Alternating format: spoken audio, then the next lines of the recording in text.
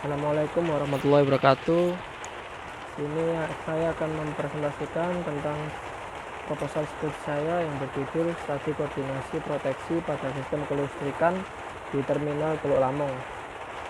Sebelumnya saya akan memperkenalkan diri terlebih dahulu. Nama saya Tirtanto Rizwansyah, NPM 03 2018 190686. Di sini saya memilih calon dosen pembimbing yaitu Bu Novi Elok Setiawati, STMT. Isi dari presentasi kali ini yang pertama yaitu tentang block research gap, yang kedua tentang block structure latar belakang, yang ketiga permasalahan, yang keempat tujuan penelitian, yang kelima manfaat penelitian, yang keenam batasan penelitian, yang ketujuh tinjauan pustaka, yang kedelapan metode penelitian, dan yang kesembilan yaitu daftar pustaka. Yang pertama tentang block research gap. Saya yang pertama mengambil dari jurnal Analisis Sistem Proteksi di PT PLN Persero Sektor Pembangkitan Kendari Unit PLTD Wua tahun 2019.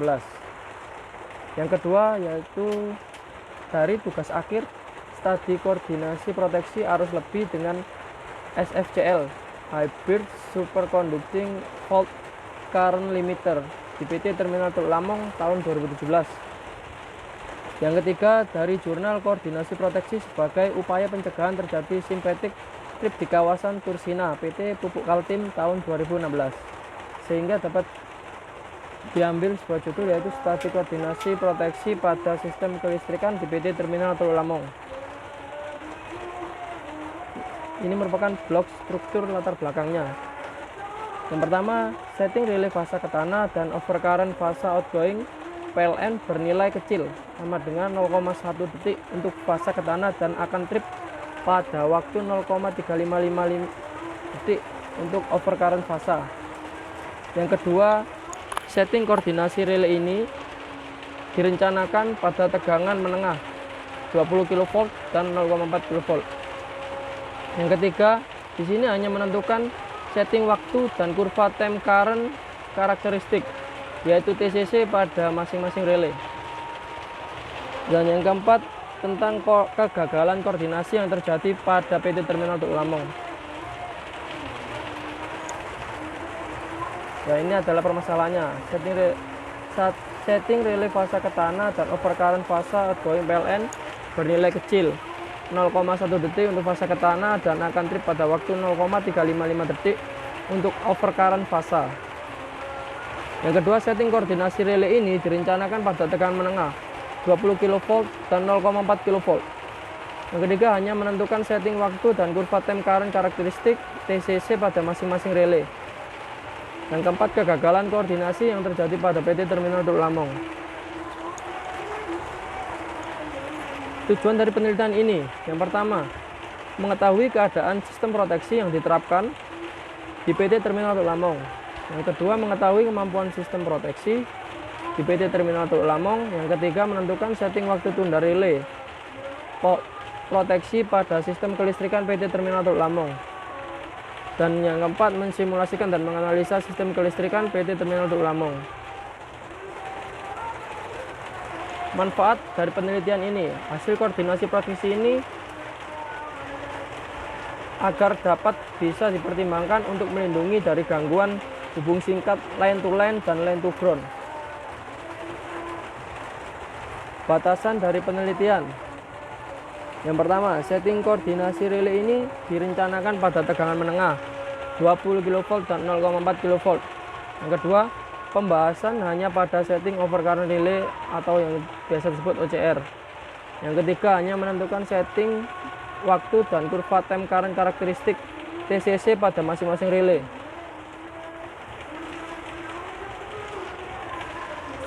Berikut merupakan dasar teorinya.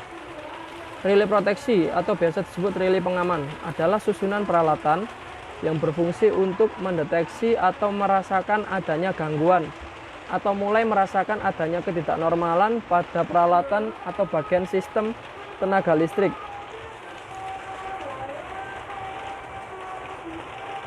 Berikut merupakan jenis-jenis relay proteksi berdasarkan prinsip kerjanya. Yang pertama yaitu relay arus lebih atau overcurrent relay.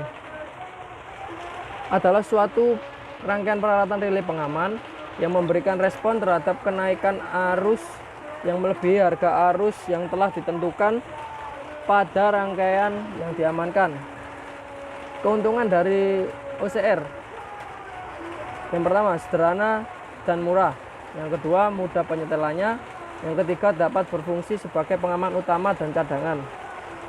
Yang keempat, mengamankan gangguan hubung singkat antar fasa, satu fasa ke tanah, dan dalam beberapa hal digunakan untuk proteksi beban lebih atau overload. Yang kelima, pengaman utama pada jaringan distribusi dan subtransmisi. Yang terakhir yaitu pengaman cadangan untuk generator, trafo, dan saluran transmisi. Di sini nanti hanya fokus kepada OCR atau overcurrent relay-nya saja, tapi saya akan menjelaskan semuanya. Yang kedua yaitu relay tegangan kurang atau biasa disebut under voltage relay, yaitu relay yang bekerja dengan menggunakan tegangan sebagai besaran ukur.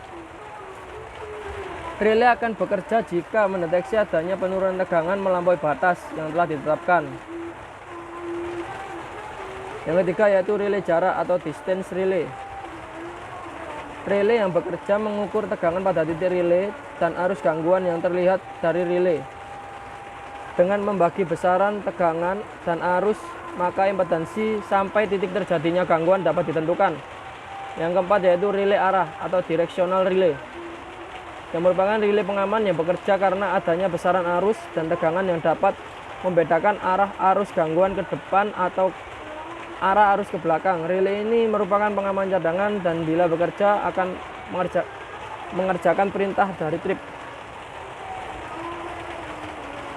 Yang kelima yaitu relay hubung tanah atau ground fault relay. Adalah relay hubung tanah yang berfungsi untuk mengamankan peralatan listrik akibat adanya gangguan hubung singkat dari fasa ke tanah. Selanjutnya itu relay arus hubung tanah terbatas atau REF, yaitu relay yang bekerja mengamankan transformator bila ada gangguan satu fasa ke tanah di dekat titik netral transformator yang tidak dirasakan oleh relay diferensial. Yang terakhir, relay diferensial adalah relay yang bekerja berdasarkan hukum Kirchhoff, di mana arus yang masuk pada suatu titik sama dengan arus yang keluar dari titik tersebut. Berikutnya yaitu metode penelitian. Yang pertama adalah alur dari penelitian. Yang pertama, saya melakukan studi literatur. Yang kedua, saya melakukan pengumpulan data. Yang ketiga, saya melakukan pemodelan sistem. Yang keempat, saya melakukan analisa dan simulasi pada sistem. Dan yang terakhir yaitu penyusunan laporan. Berikut merupakan flowchart dari pengerjaan yang akan saya lakukan. Yang pertama yaitu studi literatur dan pengumpulan data.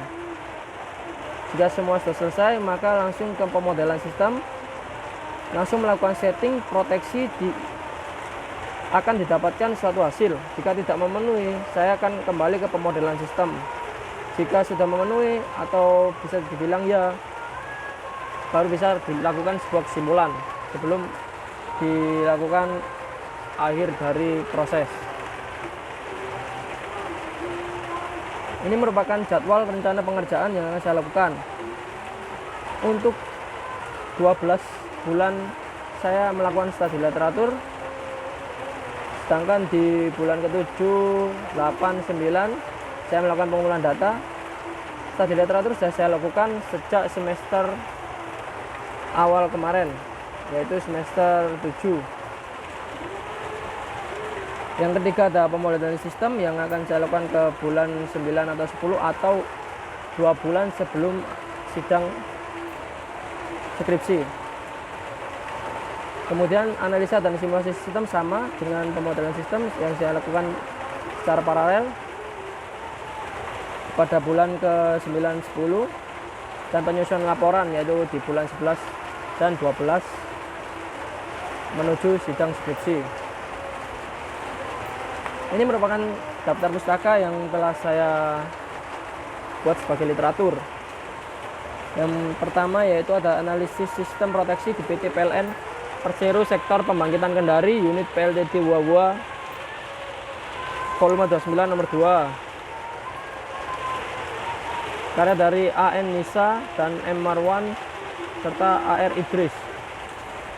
Yang kedua yaitu dari skripsi mahasiswa Teknik Elektro 2017 tentang hybrid superconducting fault current limiter BT Terminal Teluk Lamong. Yang ketiga ada studi penggunaan insulating transformer untuk mengatasi kegagalan koordinasi proteksi di BT Terminal Teluk Lamong oleh mahasiswa 2017 Teknik Elektro ITS. Yang keempat ada koordinasi proteksi sebagai upaya pencegahan terjadinya simpetik trip di kawasan Tursina di PT Pupuk Kaltim. Dan yang terakhir ada analisa proteksi arus lebih pada generator PLTU Teluk Siri. Sekian presentasi penjelasan dari proposal saya. Kurang lebihnya saya minta maaf. Wassalamualaikum warahmatullahi wabarakatuh.